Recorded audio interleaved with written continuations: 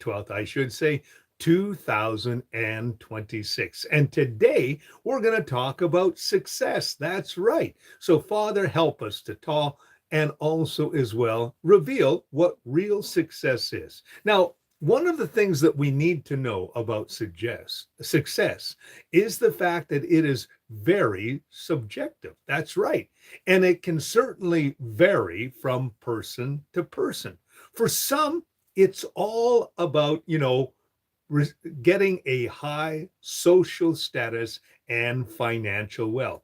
I remember years ago watching a movie about a young man who was living in, of course, London. At the age of 8 years old, he lost his parents and very quickly learned that money was important in life. And so, what did he do? He made it his goal, of course, to earn money. He said, I want to be a multi-millionaire by the age of 40. And so he goes on a trip with his friends. And as he's on this trip, he meets a beautiful young lady, and they were, of course, vacationing in Spain. And he met this beautiful young lady on, of course, the beach. And they began to talk about success and life. And as they were walking down the street, the young man, outlined his dreams of being able, of course, to retire at the age of 40 and basically enjoy life. And her response is, how do you know you're even going to live up to the age of 40? He began to think about that and realized in that moment that, he was chasing after the wrong thing. And he made a decision on that trip that he was going to just take day by day. So for some, of course, it's all about the high social status. There are people that all they do is chase the high social status. So they dress for success. Back in the 1970s, there was an actual book called Dress for Success. And it basically said you wear the successful looking type of clothing, you project yourself as successful, and people will believe that you are successful. Motivational speakers will say, if you project yourself as successful, you will be successful. And of course, that has a certain amount of appeal for some people. And so, if you're into social status, if you're into projecting success that way, if you're after, of course, and think that money is the going to answer all the things. I have been in many different stores, where they sell the lottery tickets, and over, I hear people say, when I get the big one, when I win the big one, everything's going to be okay. Why do they do it? Because they think that money, of course, is the answer. It tells us in the Bible that the love of money is the root of all evil. It doesn't mean that money in itself is evil, because money is a tool to get, the things that you want. But when you put your focus on money, guess what? You're heading the wrong direction. But you see, some people measure success that way. Also, as well, it may be personal happiness and fulfillment. It is important. And many people say, I don't need money. I, from time to time, watch these, what we would call off the grid videos, where people have made the decision that they're not going to, live in the workaday world. And so they buy properties and they build cabins and they put solar systems in and special water systems. Years ago, when I was living in the Northwest Territory, there was a young couple. They were the Lammings, Barry and Brenda Lamming. And Brenda and Barry were living in a beautiful cabin that Barry actually had built out on Prelude Lake. and it was really off the grid. But I remember Barry asking myself and Fred Turner, who was one of the elders of our church, to come out, and he wanted us to help him put some drywall in his cabin. So we drove out to, of course, Barry and Brenda's cabin, and we helped put drywall in his cabin. Barry was an engineer, and so he showed us exactly what he did and how he did it, and it was amazing.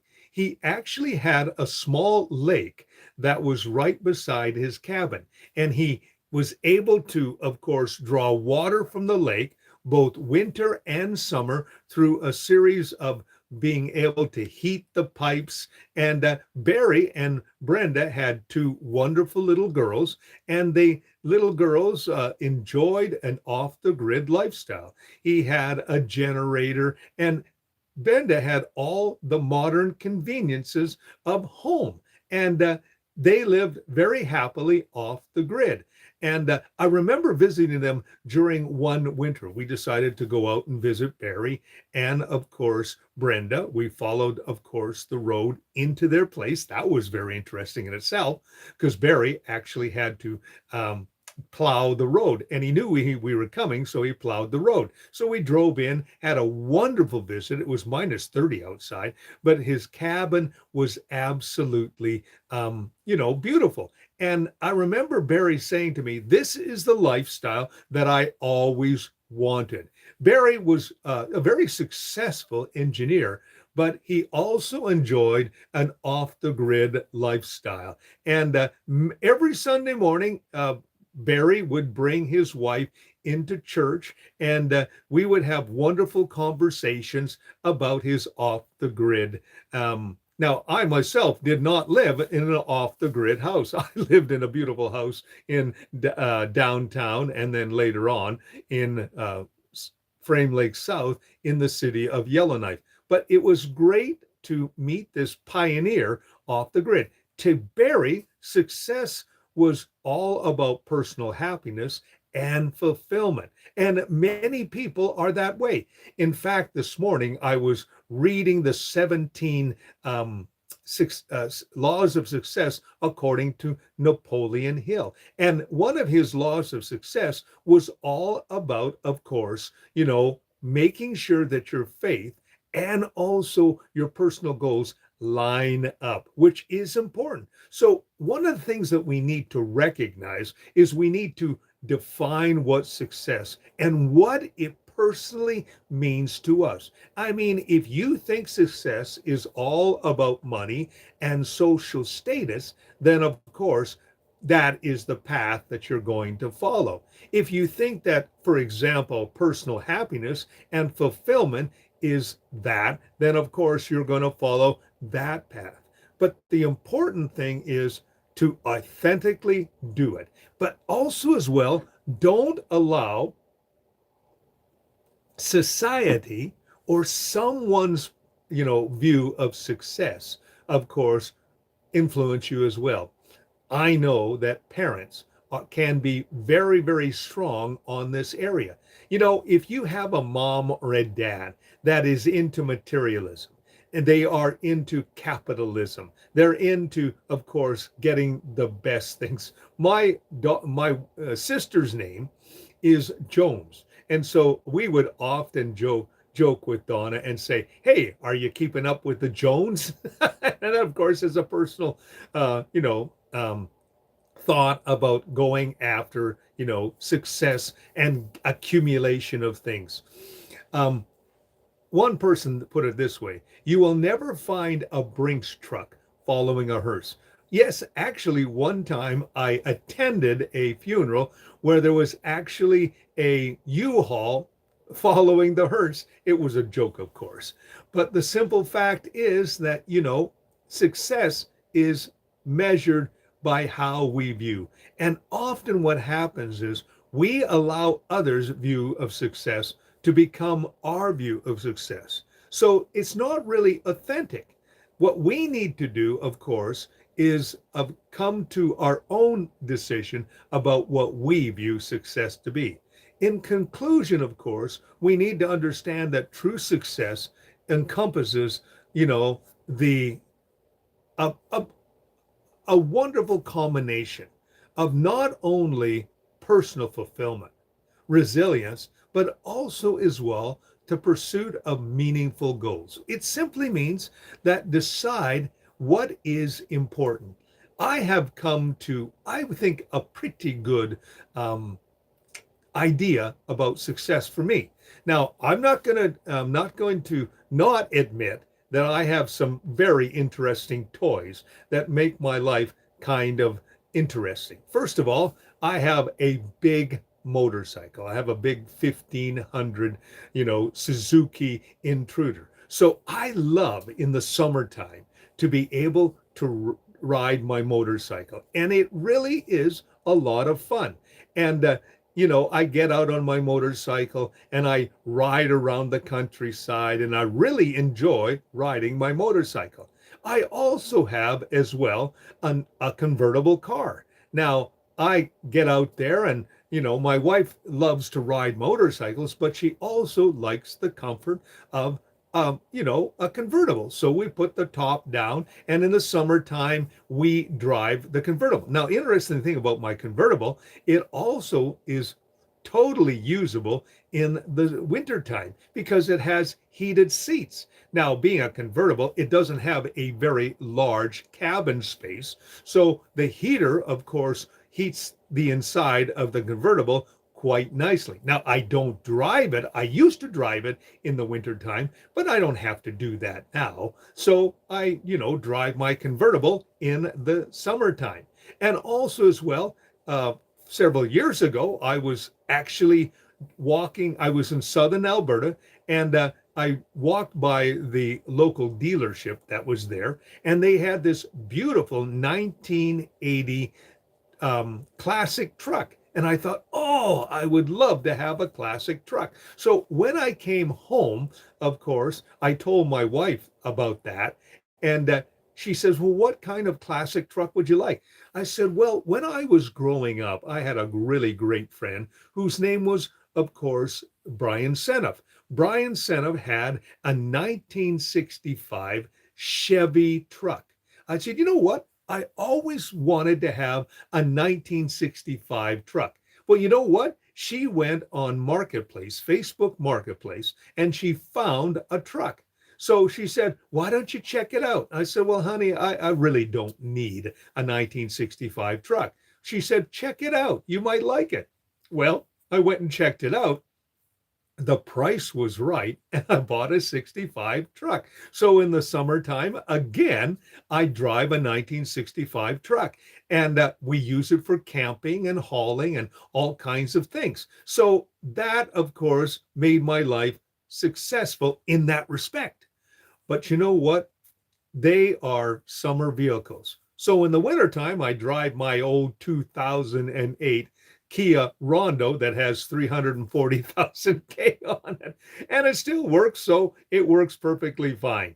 But the point is, yes, you can have all the toys and yet also be happy, because I recognize that happiness is really about the people that you have in your life.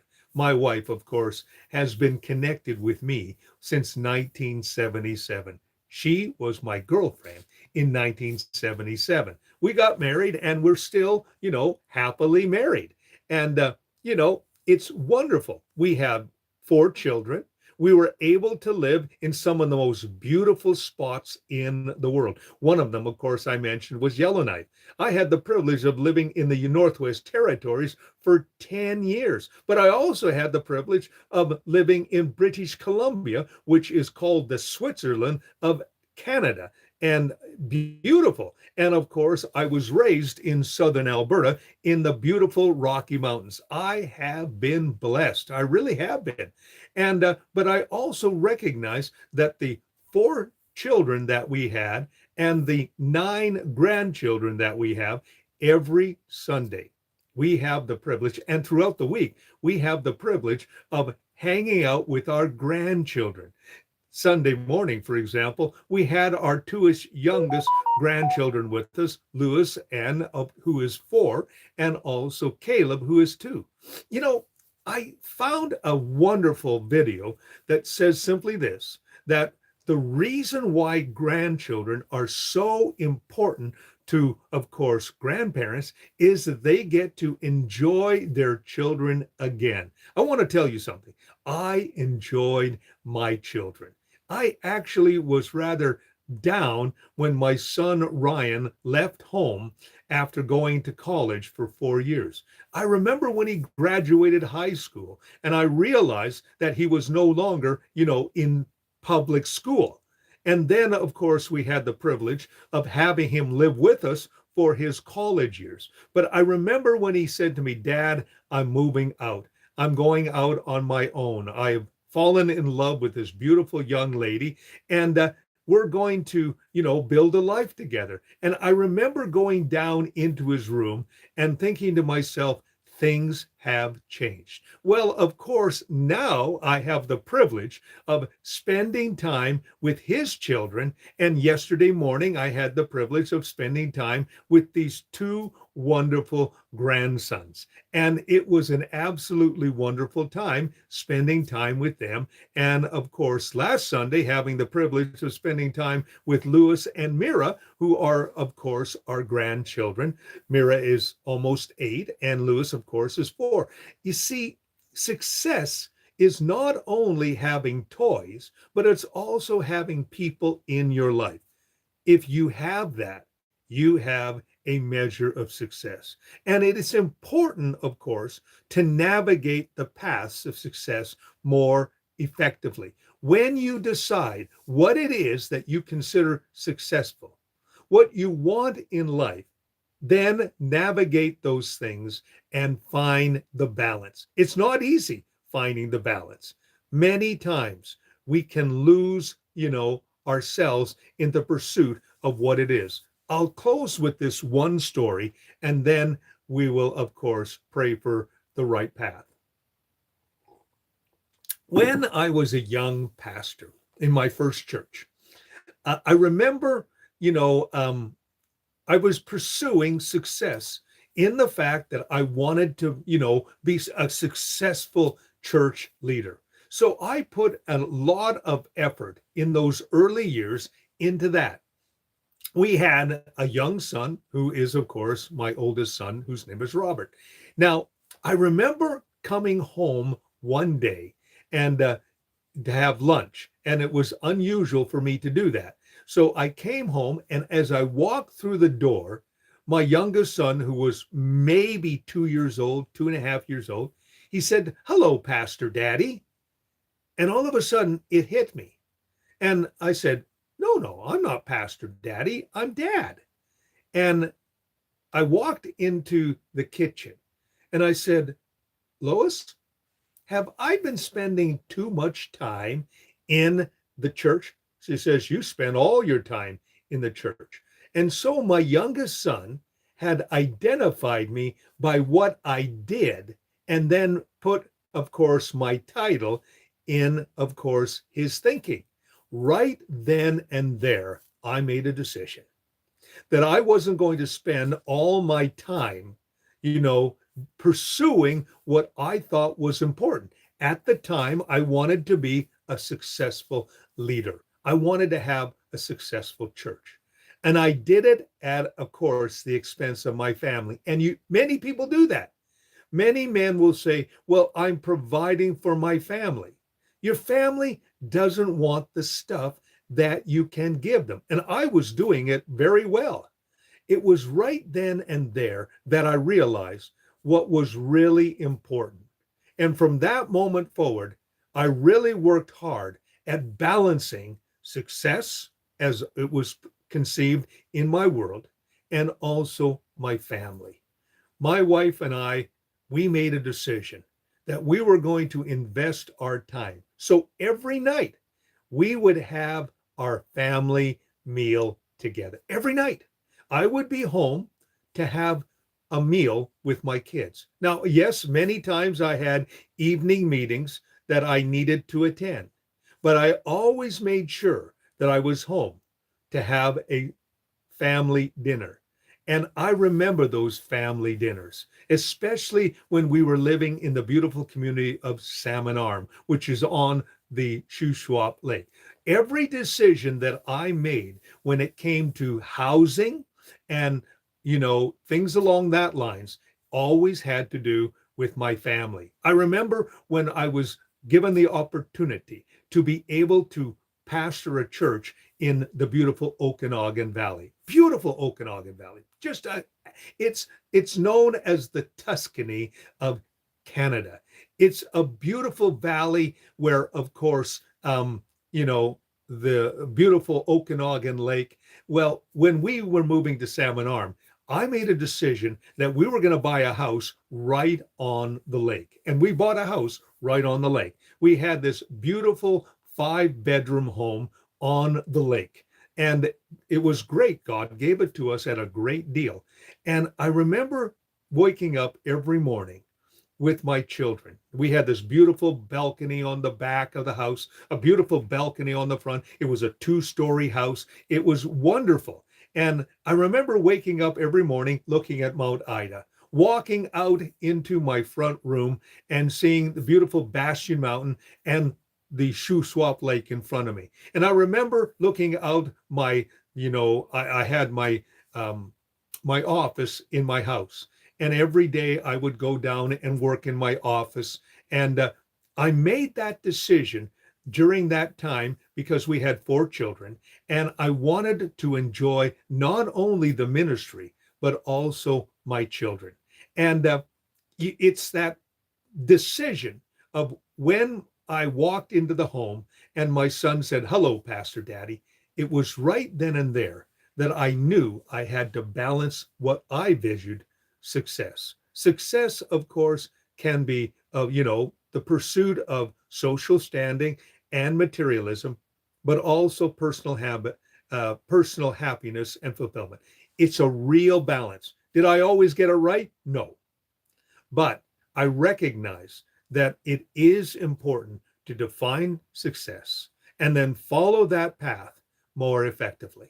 So, Father, I ask today that those who are struggling with what success is, that you'd help them define what it is and find the balance. That is so important, to find the balance. To find the balance between providing for your family, getting the right position, because I have been in the right positions. I've had success both in the material world, but also in the family situation. I have 4 wonderful children and 9 wonderful grandchildren. It didn't just happen. There were certain sacrifices that people have to make. You have to make the sacrifice and decide what's important. I hope that people will find that. I remember my friend Barry Lamming when I talked about in the early part of this talk. And I remember Barry saying to me, he says, I was a very successful engineer and am a very successful engineer. But I've made a decision that I am going to live the life on my own terms. And I thought, Barry, that's a great way to view things.